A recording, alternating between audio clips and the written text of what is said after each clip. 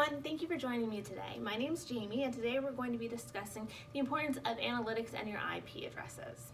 So we all know that today, to be a successful business, a website is incredibly important.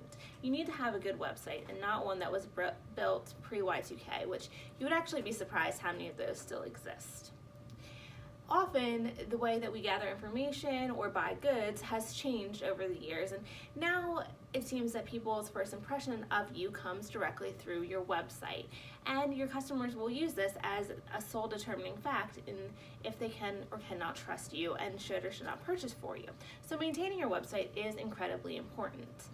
But website updates and digital tools aren't cheap, and you really need to prove an ROI, right? So how do you do this? The answer seems simple.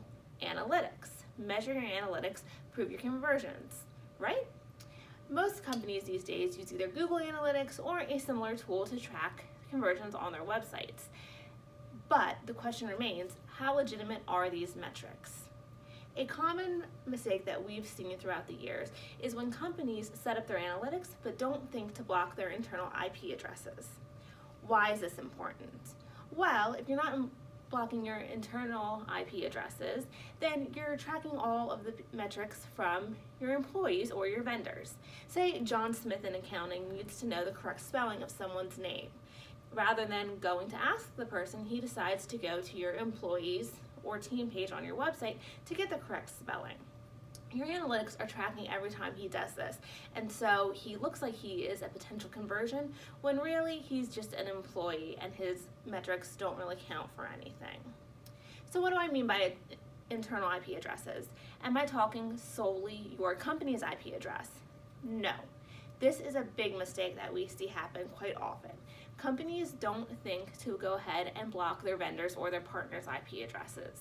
And many companies use multiple vendors, agencies, or partners to do their marketing, to update their website, and without blocking their IP addresses, they are recording every time one of these partners comes to their website.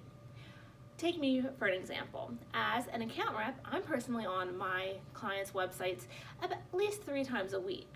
Why? Because I need to be up to date on all of their news. I need to make sure that their programs, their platforms are running correctly. I need to get content from their website for various campaigns.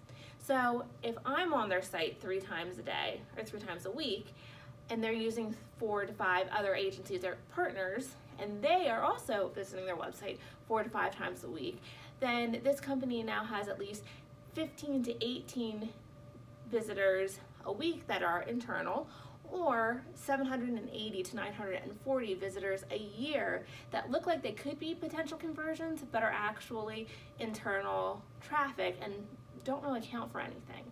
This really skews the results of your analytics. It makes your website look like it's either performing much better than it actually is, or that you're not converting as many people as you should be. So it is really important that when you are setting up your analytics, you make sure that you are blocking your company's internal IP address and all of your vendors and partners' internal IP addresses. Hope this was helpful, guys. Thanks.